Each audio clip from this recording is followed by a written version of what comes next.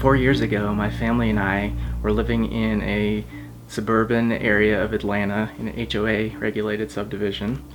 I was in law enforcement serving as a detective. I did robbery and homicide cases, crimes against children, crimes against elderly. I was at the top of my career. I was asked to do educational speaking engagements within my line of work. I was receiving a lot of accommodations at work.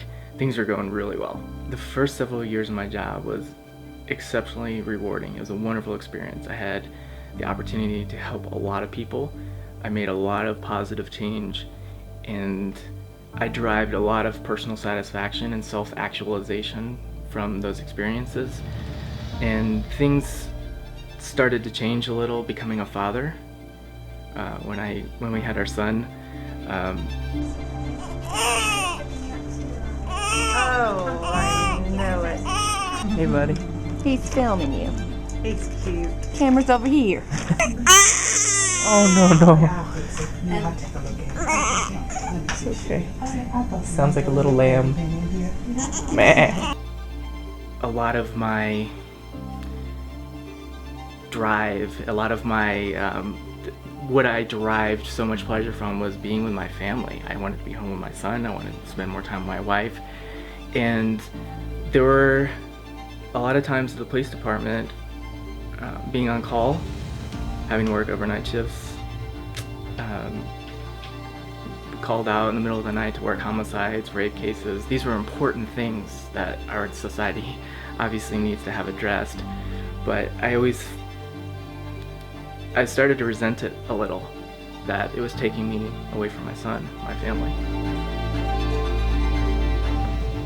We had the idea to make some dramatic changes in our lifestyle around the time my son was born. It was probably just leading up to his birth was when things started changing in my mind a little bit.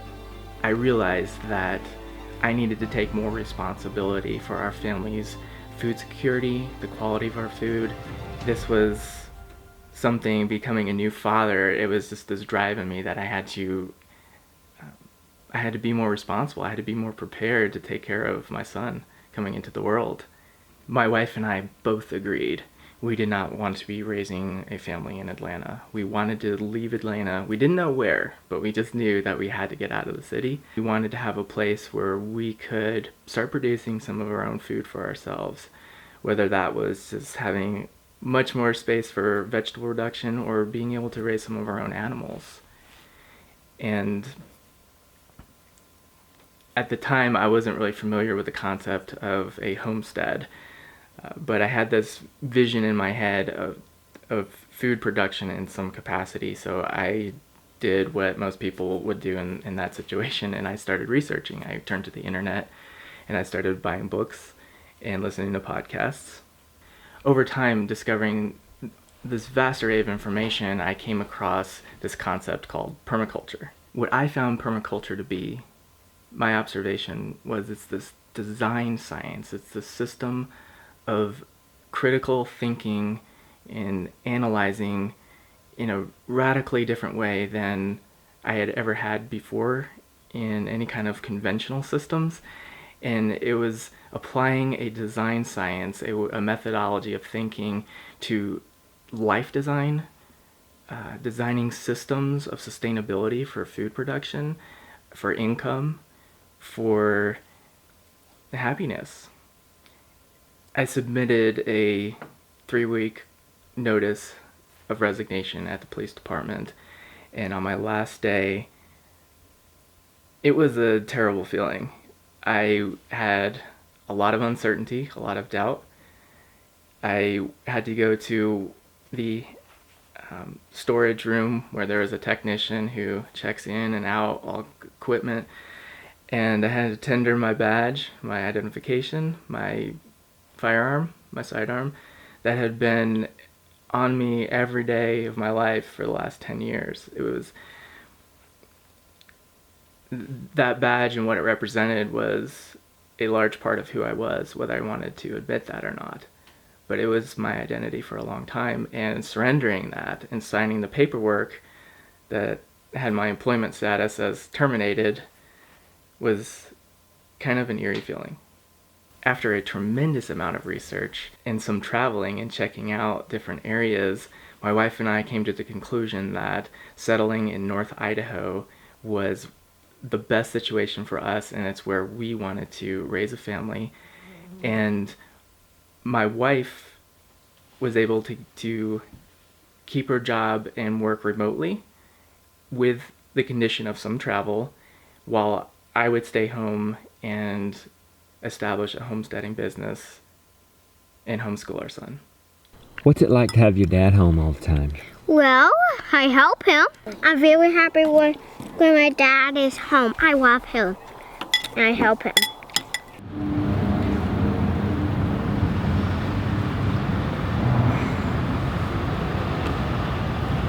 When we moved to Idaho, we decided that we would move in to a rental place while we were searching for what would be our future homestead.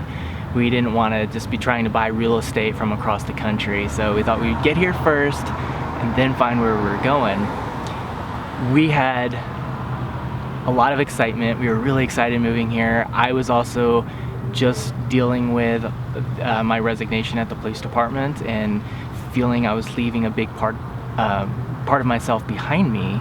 Still, I was looking forward ahead with such excitement, thinking we're on our way to homesteading. This is it. With such conviction, I knew that this was the right path for us. When we got to Idaho and we got into our home in town, I thought this will be just for a few months while we find our place, and 6 months tops, and we'll be getting sheep and chickens and living the dream.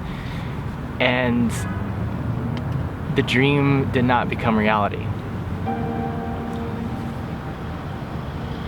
It was 2.5 years before we actually were able to move on to our homestead. During that time, I had a really big struggle.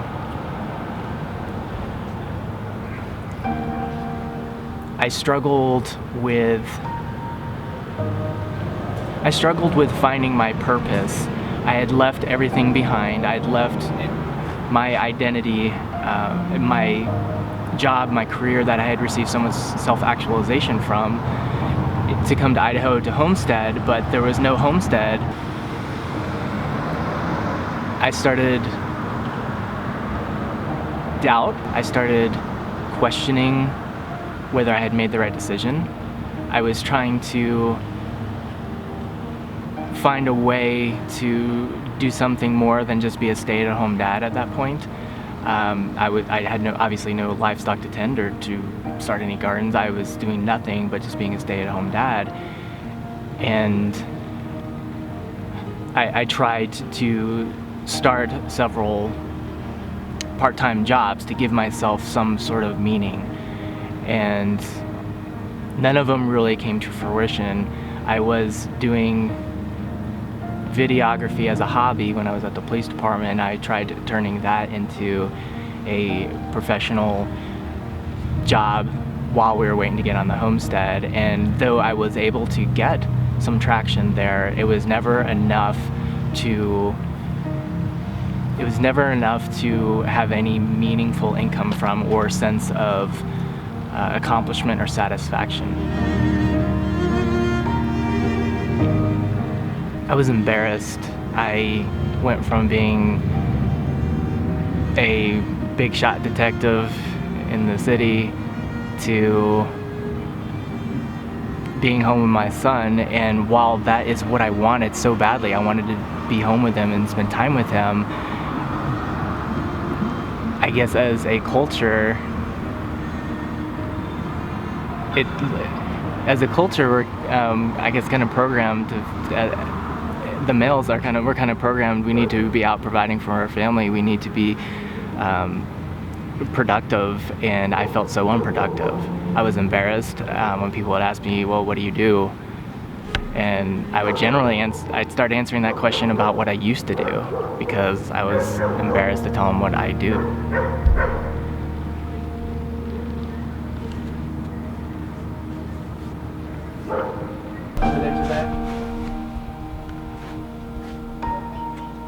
Oh, he's hiding, okay. It's time for dinner, get over here now. Little buddy.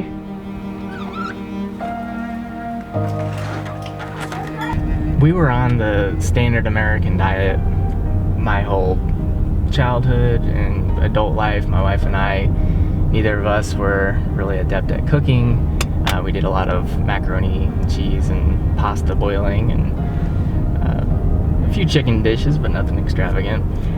And this eventually resulted in some health consequences for my son. Just the abundance of processed food that we were having, it led to him having some severe digestion issues that required some medical attention. At that point, my wife and I, we came to the realization, like, we need to make some serious changes with our diet. We can't have this. Our son is everything to us, and when his health got compromised because of decisions we were making about food, it was terrible. We kind of dealt with some guilt over that. So we made a dramatic shift in our diet. We switched to a whole foods diet, where basically we were eating fresh, organic, healthy vegetables and some meat.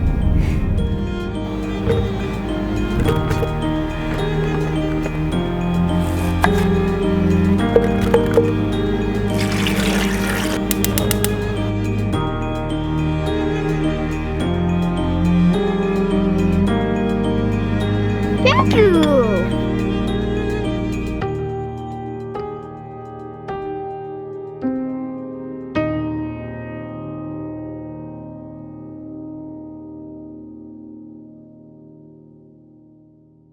After this diet switch, I realized how difficult it can be to source the kind of food that we wanted to eat.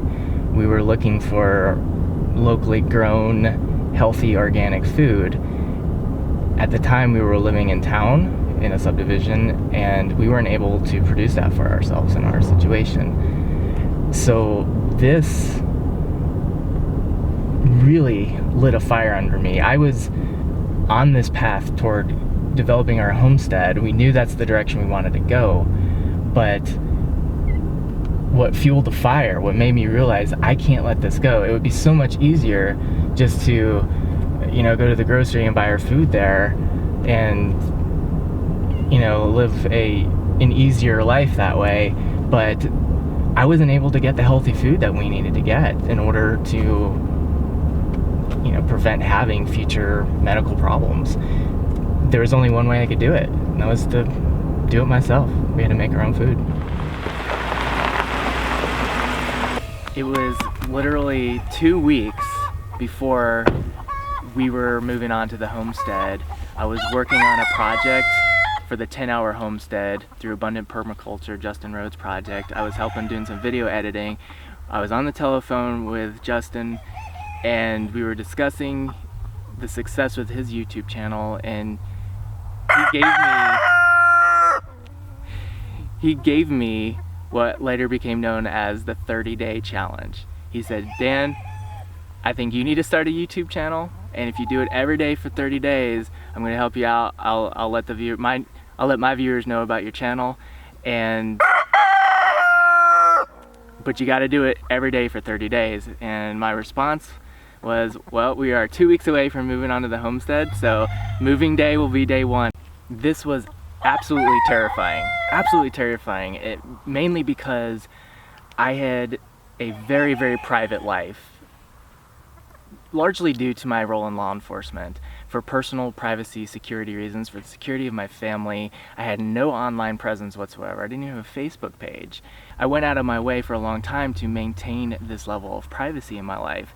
putting out YouTube videos was in direct contradiction to everything I had done prior. There was this wall of fear that I had to force myself through in order to make it happen.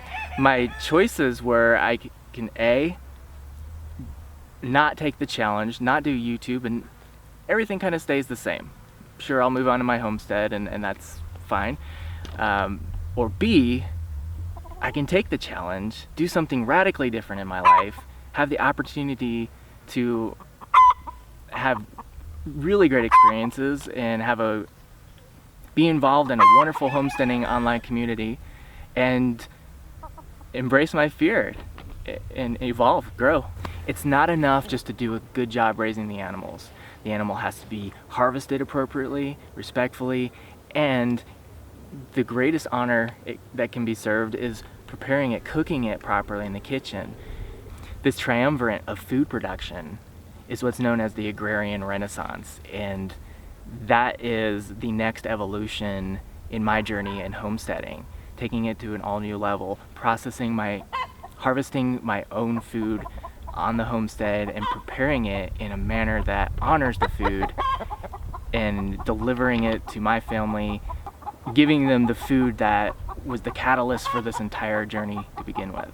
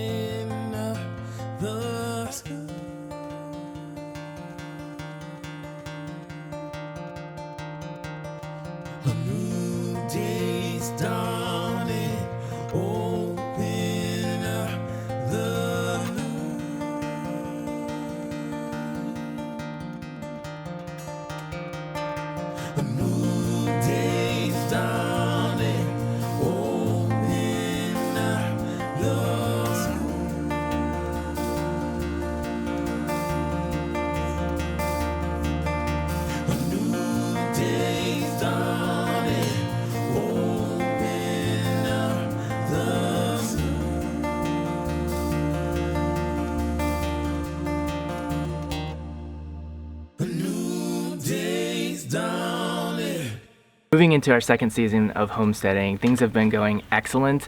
We have a course charted out. We know where we're going. We're constantly making progress towards our goals, but things are not without conflict here. Just recently, one of my neighbors inquired as to what my weed management program was for this one type of invasive noxious weed we have here that disperses a seed. He, of course, doesn't want the seed from my weeds on his property. And I explained to him that I got my plan. It's the sheep. They're going to take that out. They love that stuff.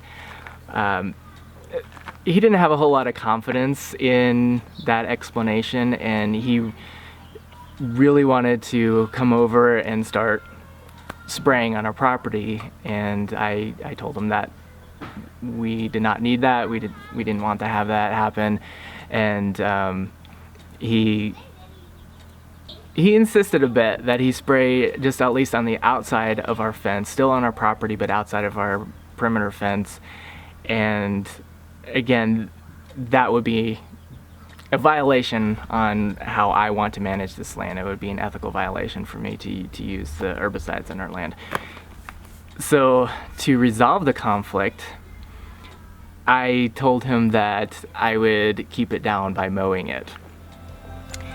This mower here is the resolution to the conflict, and it also represents one little piece of success that I've made. This is the direct result of funds I've raised from the homesteading business here. All the proceeds from that went into getting our tractor.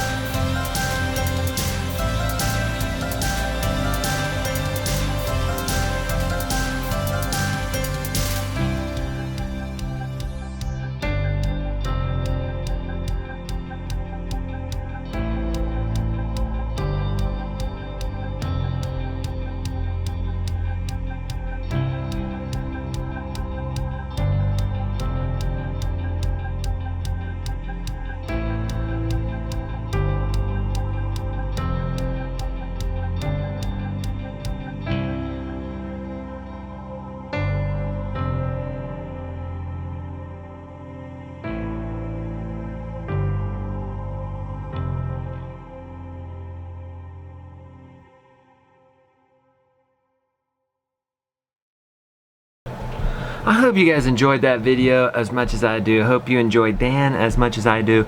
You know, that story ends kind of in the middle. I mean, the story's not really over.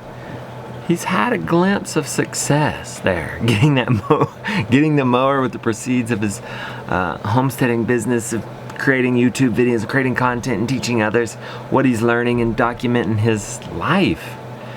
The story continues on Dan's channel, The Grass-Fed Homestead. There's the link there, and I'll leave it down in the description. Have a great one.